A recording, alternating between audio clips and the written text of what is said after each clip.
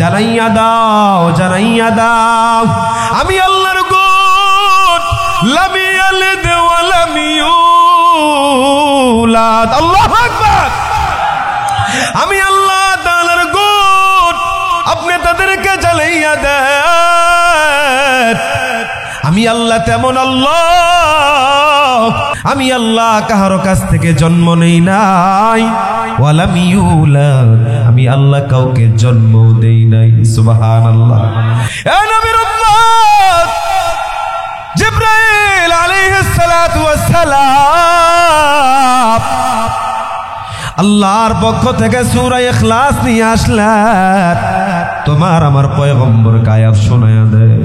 গো পয়গম্বর, টেনশনের কোনো কারণ নাই, আপনি তাদের কথার জবাব দিয়া বলেন আমার আল্লাহ হলো তেমন আল্লাহ। আমার আল্লাহকে তোমরা জানো,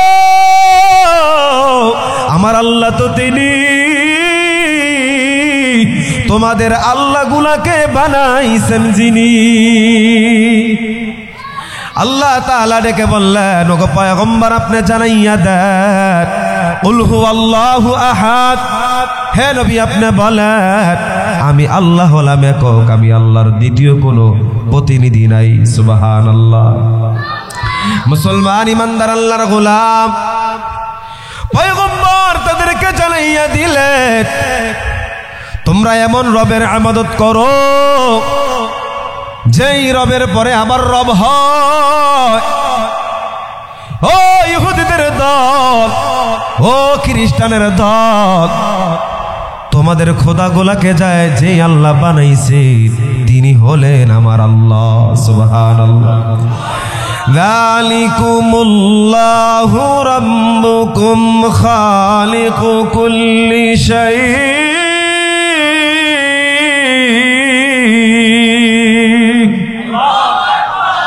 পয়গম্বর জানাইয়া দেন ও বেঈমানের দল, তোরা শুনিয়া ল, শুনিয়া ল, যালিকুমুল্লাহু রাব্বুকুম খালিকু কুল্লি শাই।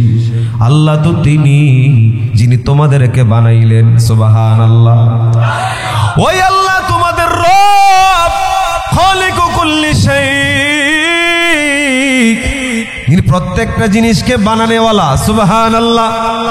হে নবীর উম্মত, এজন্য পয়গম্বরকে আল্লাহ জানাইয়া দেয় ও পয়গম্বর টেনশনের কোনো কারণ নাই, তারা আপনার কাছে জানতে চায় আমি আল্লাহর গুণের পরিচয়, আমি আল্লাহ কেমন, আমি আল্লাহর গুণ তারা জানতে চায়। আপনি বলে দেন আমি আল্লাহ তো তিনি যার কোনো প্রতিনিধি নাই। বল হুয়াল্লাহু আহাদ, আমি আল্লাহ হলাম একক। সুবহানাল্লাহ। আল্লাহ আগাইয়া বলেন নবী গো আপনি তাদেরকে আরো জানাইয়া দেন আমি আল্লাহ কেমন। আল্লাহুস সামাদ, আমি আল্লাহ হলাম তেমন, আমি আল্লাহ দুনিয়ার কারো কাছে কোনোদিন মুখাপেক্ষী নই। সুবহানাল্লাহ। দুনিয়াতে যা কিছু বানাইলাম, আকাশ বানাইলাম, জমিন বানাইলাম, পাহাড় বানাইলাম, সূর্য বানাইলাম, যা কিছু আমি আল্লাহ বানাইলাম সব মাখলুক একমাত্র আমি আল্লাহর দিকে মুখাপেক্ষী। সুবহানাল্লাহ। কিন্তু আমি এমন রব, এমন রব, আমি আল্লাহ কাহারো দিকে কোনো মুখাপেক্ষী নয়। আল্লাহুস সামাদ, আমি আল্লাহ কাহারো কাছে মুখাপেক্ষী নয়। ও পয়গম্বর আপনি জানাইয়া দেন আমি আল্লাহ কাহারো কাছে মুখাপেক্ষী নই, দুনিয়ার সব হলো আমি আল্লাহর দিকে মুখাপেক্ষী। আল্লাহুস সামাদ তাফসীরের কিতাবের মধ্যে পাওয়া যায়। ইবনে আব্বাস রাদিয়াল্লাহু তাআলা আনহু বলেন এই সামাদ তো তিনি হবেন যার মধ্যে চারটা গুণ পাওয়া যায়। জোরে কোন কয়টা? এক নাম্বার সামাদ তিনি হবেন যার কাছে চাইতে দেরি হবে পাইতে দেরি হবে না। সুবহানাল্লাহ। সামাদের দিন দুই নাম্বার সামাদ হবেন তিনি হে নবীর উম্মত। ইবনে আব্বাস রাদিয়াল্লাহু তাআলা আনহু বলেন সামাদের যোগ্যতা তিনি রাখেন। বলে কে? বলে যে সকলের চাইতে সর্বদিক থেকে শ্রেষ্ঠ। সুবহানাল্লাহ। সমাদের এক নম্বরে ব্যাখ্যা হলো, হে বাবা ভালো করে শোনেন, সমাদ হবেন তিনি যার কাছে চাইতে দেরি হবে পাইতে দেরি হবে না। সমাদের 2 নাম্বার গুণ হলো, সমাদের 2 নাম্বার ব্যাখ্যা হলো, ও নবীর উম্মত যিনি সকলের চাইতে মর্যাদাবান হবেন, সম্মানিত হবেন। সমাদের 3 নাম্বার ব্যাখ্যা, যিনি সকল ত্রুটি থেকে মুক্ত। সুবহানাল্লাহ। ইবনে আব্বাস রাদিয়াল্লাহু তাআলা আনহু বলেন, সমাদ হবেন তিনি যখন তামাম দুনিয়ার সব মরে যাবে তিনি মরবে না। এই 4টা গুণ যার ভিতরে থাকবে তিনি হবে সমাদ। আর এই 4 গুণে গুণান্বিত যিনি, তিনি হলেন কে? এরে নবীর উম্মতের দল। এজন্য আল্লাহ বলেন আল্লাহুস সামাদ, আমি আল্লাহ এমন আল্লাহ, আমি আল্লাহ কারো কাছে কোনোদিন মুখাপেক্ষী নই। আল্লাহ তাআলা আগাইয়া বলেন, ও জিবরাইল জানাইয়া দাও তোমার কাছে যারা প্রশ্ন করলো আমি আল্লাহর গুণ কি, জানাইয়া দাও, জানাইয়া দাও আমি আল্লাহর গুণ, লাম ইয়ালিদ ওয়া লাম ইউলাদ। আল্লাহু আকবার। আমি আল্লাহ তাআলার গুণ আপনি তাদেরকে জানাইয়া দেন।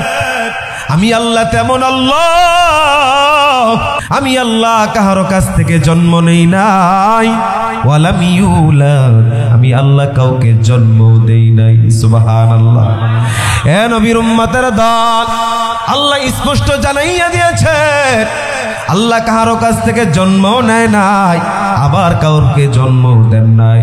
কিন্তু ইহুদির দলেরা, খ্রিস্টানের বাচ্চারা, মুশরিকের বাচ্চারা তারা বলে বলে বেড়াইতো, ইহুদিরা বলতো আমাদের খোদা হলো উযাইর, যিনি আল্লাহর পুত্র। নাউজুবিল্লাহ।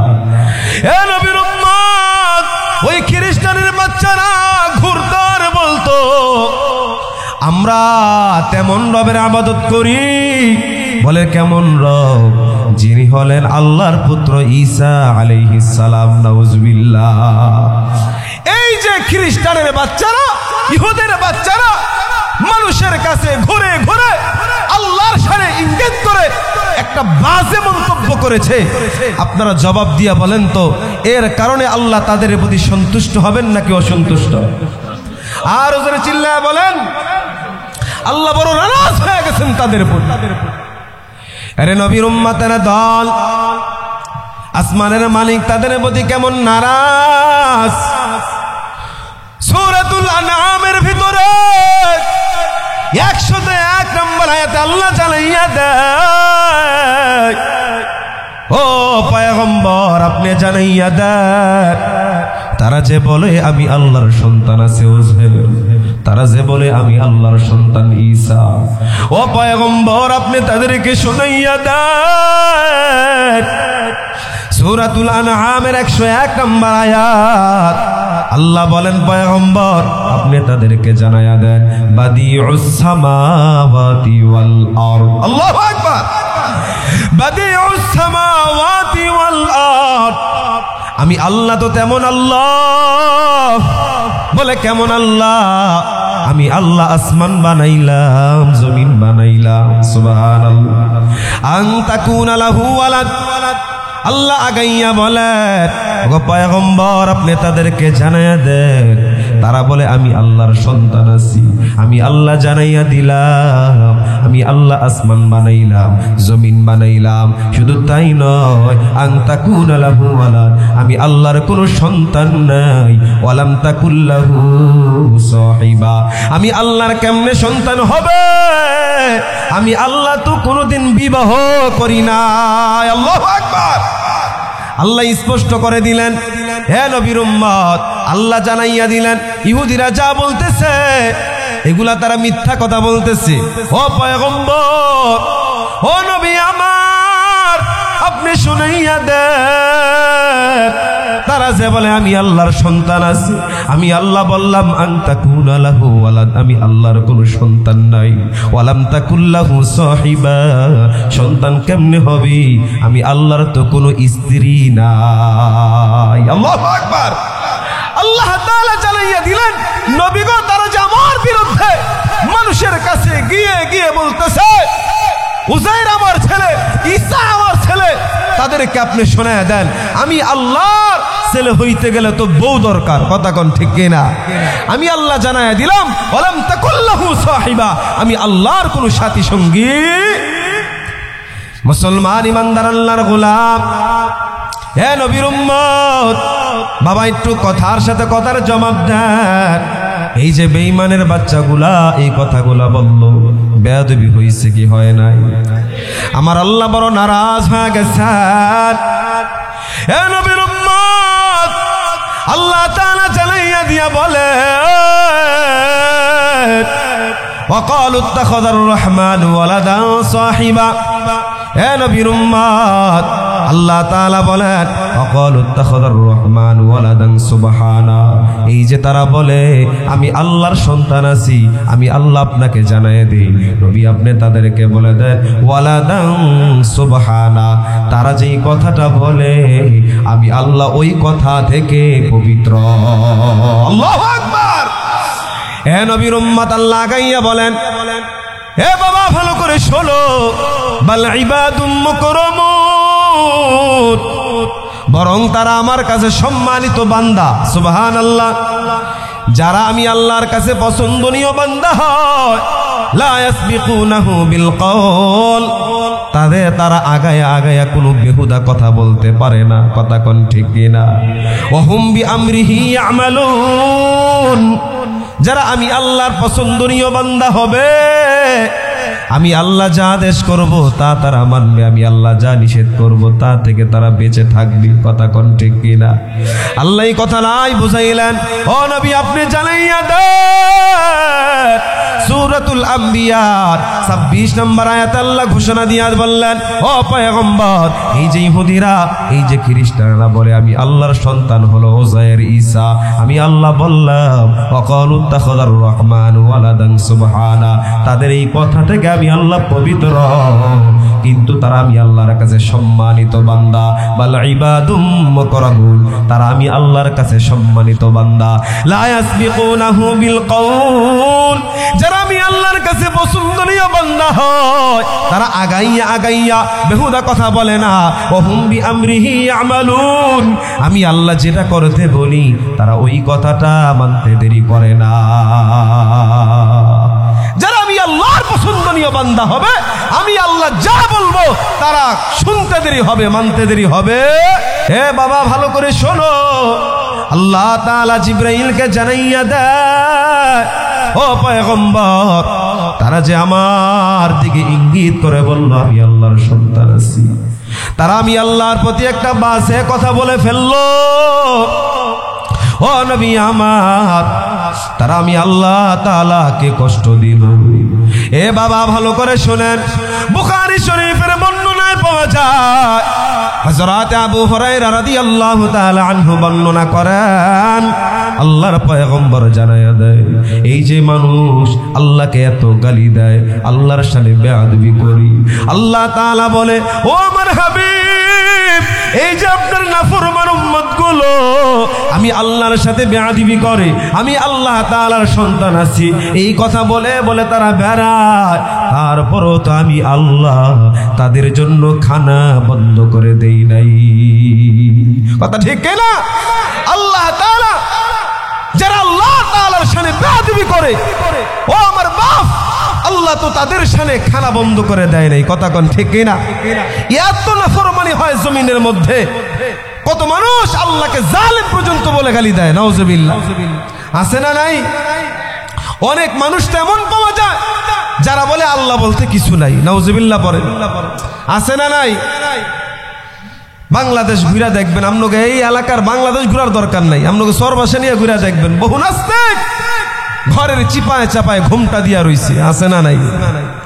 আমগো ঈমান যে দুর্বল, এজন্য তাদের সাথে মুনাজারা করার, তাদের সাথে বহস করার আমার আপনার সেই সাহস হয় না। কথা বলেন ঠিক কিনা?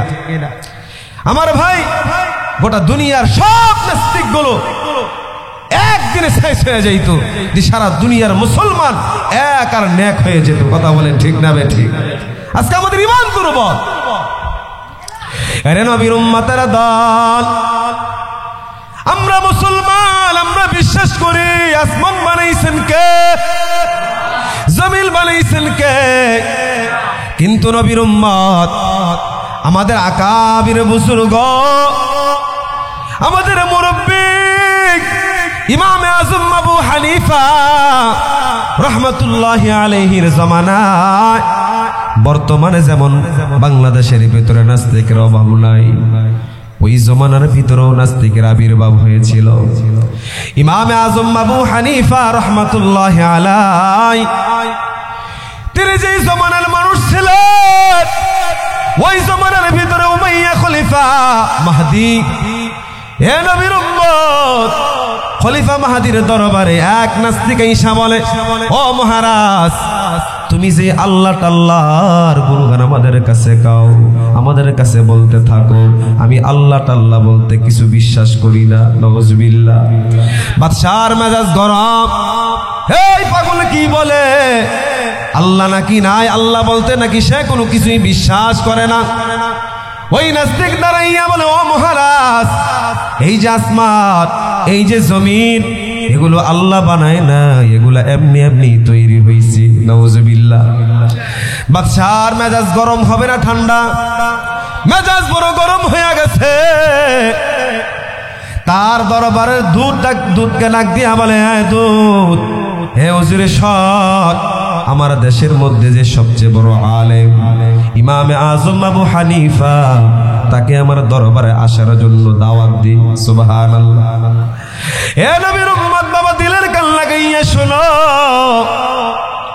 বাদশাহ উজির পাঠাইয়া ইমামে আজম আবু হানিফাকে খবর দিলেন।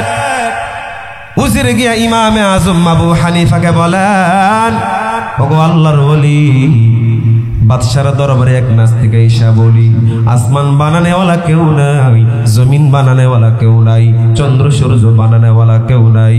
ইমামে আজম আবু হানিফাকে বলেন, বাদশা আপনাকে দাওয়াত দিয়েছেন, আপনাকে বলেছে ওই বাদশার রাজপ্রাসাদের মধ্যে যাওয়ার জন্য। সুবহানাল্লাহ। আজকে রাত্রে ওই নাস্তিকের সাথে একটা বহস হবে। এ বাবা, ভালো করে শোনো। ইমামে আজম আবু হানিফা রহমতুল্লাহি আলাইহি ডাক দিয়া বলেন, যাও মহারাজকে শুনাইয়া দাও, আমি এখনই তাদের দরবারের মধ্যে আসতেছি। সুবহানাল্লাহ। ইমামে আজম আবু হানিফা রহমতুল্লাহি আলাইহি বাদশার দরবারে যাওয়ার জন্য রওনা। হে নবীর উম্মত, ইমামে আজম আবু হানিফা যেই জায়গায় তার বাড়ি ছিলেন, সামনে ছিল একটা দজলা নদী। ওই দজলা নদীর উপরে তিনি বাড়ি বানাইয়া থাকতেন। আল্লাহর ওলি নদীর কিনারায় যখন আসলেন, আইসা দেখে কোনো নৌকা নাই, কোনো মাঝি নাই। এই দিক দিয়া বাদশারা অপেক্ষায় অপেক্ষামান, কখন ইমাম সাহেব আসবেন আর এই নাস্তিকের সাথে বহসের মধ্যে লিপ্ত হয়ে যাবি। সব নাস্তিকের দলেরা, ও নবীর উম্মত, ওই বাদশার দরবারের ভিতরে তার দেশের বড় বড় উজিররা, বড় বড় নেতৃবৃন্দরা বসে আছি। ইমাম সাহেব আসবেন, এটার একটা সমাধান দিয়া যাবেন। সবাই অপেক্ষায় অপেক্ষামান। সন্ধ্যা হয়ে গেছে, ও নবীর উম্মত, রাত্র গভীর হয়ে যাইতেছে। ইমামে আজম আবু হানিফা আসার কোনো খবর নাই। এই দিক দিয়া নাস্তিক মনে মনে বড় খুশি হয়ে গেল যে ইমাম সাহেব মনে হয় আসার জন্য ভয় পাইছি। এ নবীর উম্মত, হঠাৎ করে বাদশা তাকাইয়া দেখে আল্লাহর বান্দা ইমামে আজম আবু হানিফা দরবারে হাজির হয়ে গেছে। সুবহানাল্লাহ। সবাই অবাক হয়ে গেলেন। বাদশা না গিয়া বলে, ও আল্লাহর ওলি গো, কখন আপনাকে সংবাদ পাঠাইলাম, এত দেরি কেন করলেন? ইমামে আজম আবু হানিফা বলেন, ও মহারাজ, আমি দেরি করতে চাই নাই। আমার বাড়ি হলো দজলা নদীর ওপারে। আমি যখন নদীর কিনারায় আসলাম, তাকাইয়া দেখি নদীর মধ্যে কোনো নৌকা নাই, কোনো মাঝি নাই। আমি কেমনে নদী পার হয়ে আপনার দরবারে আসি? খন দাঁড়ায় থাকলাম, হঠাৎ করে তাকাইয়া দেখি ওই নদীর ভিতরে থেকে তক্তা ভেসে উঠতেছে। আল্লাহু আকবার। ওই নদীর ভিতর থেকে তক্তা বেশি উঠতেছে, কতগুলো প্যারাক ভেসে উঠল, তক্তাগুলা প্যারাকের সাহায্যে একা একা জোড়া লাগিয়া গেল। লাগতে লাগতে লাগতে লাগতে পূর্ণ একটা নৌকায় পরিণত হয়ে গেল। ওই নৌকাদের আমি ওই নৌকার দিকে তাকাইয়া থাকলাম, হঠাৎ করে তাকাইয়া দেখি নৌকাটা নদীর মাঝখান থেকে নদীর কিনারায় চলে আসছে আমাকে নেওয়ার জন্য। সুবহানাল্লাহ। ও মহারাজ, আমি ওই নৌকার মধ্যে উঠলাম, কোনো মাঝি নাই, একা একাই নৌকা চলতে লাগলো। নৌকা চলতে চলতে আমাকে নদীর ওপার থেকে পারে এনে দিল। ওগো মহারাজ, এই জন্য আমার দরবারে আসতে দেরি হয়ে গেছি। পাশেই নাস্তিক বসে, ওই নাস্তিক ডাক দিয়া কয়, ও ইমামে আজম আবু হানিফা, আমি তোমাকে মনে করেছিলাম তুমি একজন বড় আলেম, তুমি যে কথাগুলো আমাদেরকে এতক্ষণ শোনাইলা, তোমার কথা শুনে মনে হইতেছে তুমি বড় নাদান, বড় বেয়াকুব। কেমনে আবার একলা একলা নৌকা তৈরি হয়, কেমনে আবার একলা একলা নৌকা চলি? একলা একলা নৌকা তৈরি হতে পারে না। ইমামে আজম আবু হানিফা বলেন, এই ভাই, যদি একলা একলা নৌকা তৈরি না হতে পারে, তুমি কেমন করে ভাবলা একা একা আসমান তৈরি হয়ে গেছি? আল্লাহু আকবার। তুমি কেমন করে ভেবেছ একা একা জমিন তৈরি হয়েছে? একা একা জমিন তৈরি হতে পারে না, একা একা আসমান তৈরি হতে পারে না, একা একা চন্দ্র সূর্য তৈরি হতে পারে না। এগুলাকে যিনি বানাইছি তিনি হলেন আমার আল্লাহ। हकीकत से तो दुनिया बेखबर है, दुनिया की नुमाइश पर नजर है। नमी गोयाम के अज दुनिया जुदा बाश, बहर कारे के बाशीबा खुदा बाश। একটু জোরে বলা যাবে কি আল্লাহু আকবার? হে মুসলমান, এই পৃথিবীর জমিনের মধ্যে তোমার আমার খালেক কে? ওই আল্লাহ ছাড়া তোমার আমার কেউ নাই। এজন্য আল্লাহ জানাইয়া দেন, ও পয়গম্বর আপনি জানাইয়া দেন, আমি আল্লাহ বললাম লাম ইয়ালিদ ওয়া লাম ইউলাদ, আমি আল্লাহ কাহর থেকে জন্ম নেই নাই, কাউকে জন্ম দেই নাই। ওয়া লাম ইয়াকুল লাহু কুফুয়ান আহাদ, আমি আল্লাহর সমকক্ষ কেউ নাই, কেউ নাই। আমি আল্লাহর ক্ষমতার সাথে কারো কোনো ক্ষমতা মিলবে না, কারণ আমি আল্লাহ হলাম আল্লাহু আলা কুল্লি শাইইন কাদির। আমি আল্লাহ গোটা দুনিয়ার জমিনের মধ্যে যা কিছু আছে সব কিছুর উপরে ক্ষমতা রাখনেওয়ালা। সুবহানাল্লাহ। হে নবীর উম্মত, এই যে আল্লাহ সূরা ইখলাস নবীর উপরে নাজিল করলেন, এই সূরা ইখলাস, এই সূরা ইখলাসের দাম আছে না নাই? আর ওজরে কোন আছে না নাই? হাদিসের কিতাবের মধ্যে পাওয়া যায়, বুখারী শরীফের হাদিস। আম্মা জান আয়েশা সিদ্দিকা রাদিয়াল্লাহু তাআলা আনহা বলেন, আল্লাহর পয়গম্বর এক সাহাবীকে কতগুলো সাহাবে কেরামের মাধ্যমে একত্র করিয়া একজন সাহাবীকে একটা দলের মধ্যে নেতা বানাইয়া একটা গোত্রের মধ্যে পাঠাইলেন দ্বীনের দাওয়াত দেওয়ার জন্য। ওই সাহাবী যখন ওই দলটাকে লইয়া দ্বীনের দাওয়াত দিতে গেছে, দ্বীনের দাওয়াত দেওয়ার সময় সাহাবায়ে কেরাম যখন নামাজ আদায় করেছেন, ওই সাহাবী যখন ইমামতি করেছেন, বুখারী শরীফের মধ্যে লেখা হয়, আম্মা জান আয়েশা সিদ্দিকা রাদিয়াল্লাহু তাআলা আনহা সূরা দিয়া ফাতিহা পড়ার পর সূরা ইখলাস পড়েন, অথবা অন্য একটা সূরা দিয়া নামাজ পড়ান। ওই সাহাবী বলেন, ভাই আমার নামাজের মধ্যে সূরা ইখলাস পড়তে বড় মজা লাগে। আল্লাহু আকবার। হে নবীর উম্মত, সাহাবায়ে কেরাম যতই বুঝাইলেন আপনি এমনি নামাজ পড়ায়েন না, কিন্তু সাহাবী শুনলেন না। ওই সাহাবায়ে কেরাম নবীর কাছে এসে বিচার দায়ের করলেন, ওগো পয়গম্বর, আপনি যাকে নেতা বানাইছেন আমাদের দলের জন্য সে এমনি এমনি নামাজ পড়ি। মায়ান নবী বলে, ও সাহাবী তুমি এমনি এমনি কেন নামাজ পড়ো? ওই সাহাবী ডাক দিয়া বলে, নবী গো, এই সূরার মধ্যে আমার আল্লাহর শান বর্ণনা করা হয়েছে, এজন্য আমি সূরাটাকে বড় মোহাব্বত করি। সুবহানাল্লাহ। মায়ান নবী ডাক দিয়ে কয়, আরে সাহাবী শুনে নে, আল্লাহ আমাকে জানাইয়া দিছে তুই যে নামাজের মধ্যে সূরা ইখলাস মোহাব্বত করে তেলাওয়াত করো, এজন্য আমার আল্লাহ তোকে মোহাব্বত করে। হে নবীর উম্মত, বুখারী শরীফের বর্ণনায় আরেক হাদিসের মধ্যে পাওয়া যায়, হযরত আনাস রাদিয়াল্লাহু তাআলা আনহু বর্ণনা করে বলেন, আল্লাহর পয়গম্বর ওই কুবা এলাকার ভিতরে একজন সাহাবীকে ইমামের দায়িত্বের মধ্যে দাঁড় করাইয়া দিলেন। কুবা নগরীর মধ্যে ওই সাহাবীকে ইমাম বানাইলেন। ওই সাহাবী ইমামতি করতেছেন, নামাজের মধ্যে দাঁড়াইয়া সাহাবী সূরা ফাতিহা পড়ে, সূরা ফাতিহা পড়ার পর আবার ইখলাস পড়েন। সুবহানাল্লাহ। সূরা ইখলাস তেলাওয়াত করে আবার কোরআন কারীমের অন্য জায়গা থেকে তেলাওয়াত করি। এ বাবা, আগের হাদিসের বর্ণনায় পাওয়া যায় সাহাবী সূরা ফাতিহা পড়তেন, তারপরে কিরাত পড়তেন, তারপরে ইখলাস পড়তেন।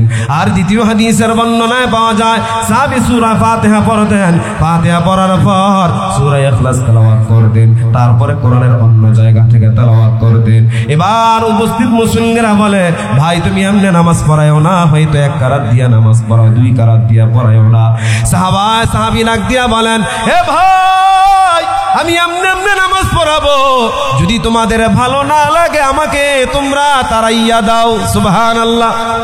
ওই সাহাবায়ে কেরাম চিন্তা করলেন, এত সুন্দর ইমামের তেলাওয়াত, এত সুন্দর ইমামের তেলাওয়াত যদি তাকে আজকে তাড়াইয়া দিই, কোথায় আমার তো ভালো ইমাম তালাশ করে পাবো।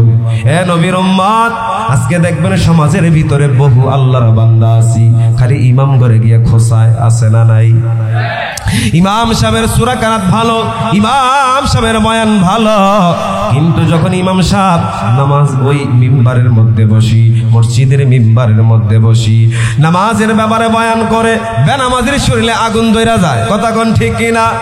ইমাম সাহেব মসজিদের মিম্বারে বসে পর্দার বয়ান করলে বেপরদায় যারা বউ নিয়ে ঘুরে তাদের শরীরে আগুন ধরে। কথা কোন ঠিক কিনা?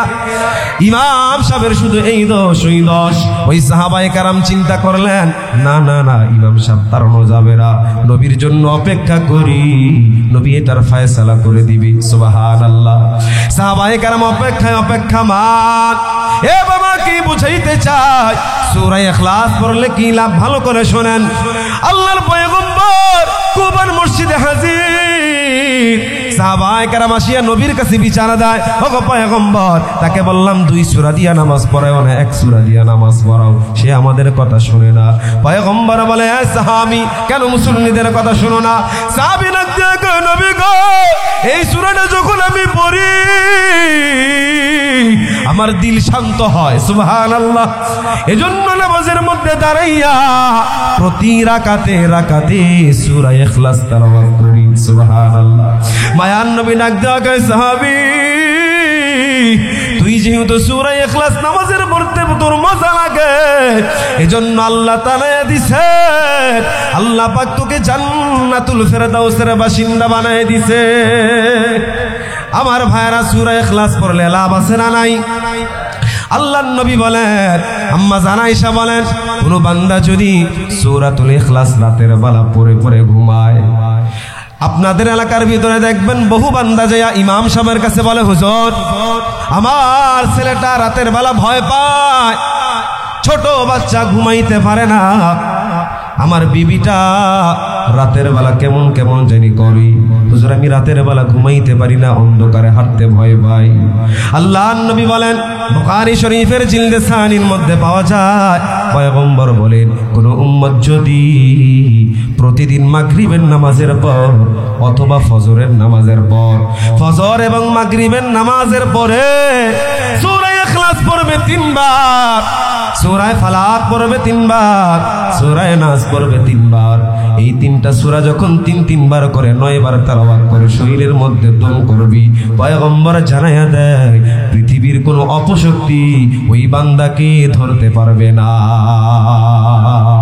আর জোরে বলেন সুবহানাল্লাহ। এজন্য মায়ার নবী আমার রাতের বেলা যখন ঘুমাইতেন, আম্মা জান আয়েশা বলেন, পয়গম্বর প্রতিদিন ঘুমানোর আগে এই 3টা সূরা তেলাওয়াত করি, তারপর মায়ার নবী আমার হাতের মধ্যে দম করিয়া মাথার তালু থেকে নিয়া পায়ের তালা পর্যন্ত মুছিয়া দিতেন। সুবহানাল্লাহ। এজন্য আমার বাপ এই সূরাতুল ইখলাসের ফজিলত আছে না নাই? আমরা তো সারাদিন কত বেহুদা কথাবার্তা বলি কি বলি না? এই জবান তো আল্লাহ বেহুদা কথা বলার জন্য দিছে না, বেহুদা কথা বলার জন্য দিয়েছে। এই জিহ্বা আল্লাহ দিয়েছে, যতদিন পৃথিবীর জমিনে আল্লাহ তোমাকে হায়াত দারাজ করে রাখবে সর্বহালতে জিকিরে চলবে কার? কিন্তু চায়ের দোকানে বসে আমরা জিকির করি গীবতের, কথা কোন ঠিক না? খালি অপরের গীবত, খালি মিথ্যা কথা, খালি মানুষের নামে বদনাম, কথা বলেন ঠিক না বেটি? এই জিহ্বার হিসাব দেওয়া লাগবে কি লাগবে না? এজন্য আমার ভাই ও পর্দানিশী মা বোনেরা, মাইকের আওয়াজ যতটুকু পাচ্ছেন, যতটুকু যাইতেছে, যার কান পর্যন্ত মাইকের আওয়াজ পৌঁছাইতেছে, একটা কথা ভালো করে শোনেন, এই পৃথিবীতে আল্লাহ পাঠাইছেন, আল্লাহ তাআলা পাঠাইছেন, আমি আর আপনি ইচ্ছা করে আসি নাই, কথা বলেন ঠিক না? যখন আমি আর আপনি পৃথিবী থেকে বিদায় হয়ে কবরে চলে যাব, তখনও ইচ্ছা করে যাব না, নিয়ে যাবে কে? আসিও নাই নিজের ইচ্ছায়, যাবো না। এই যে থাকতেছি, এটাও নিজের ইচ্ছায় থাকতেছি না।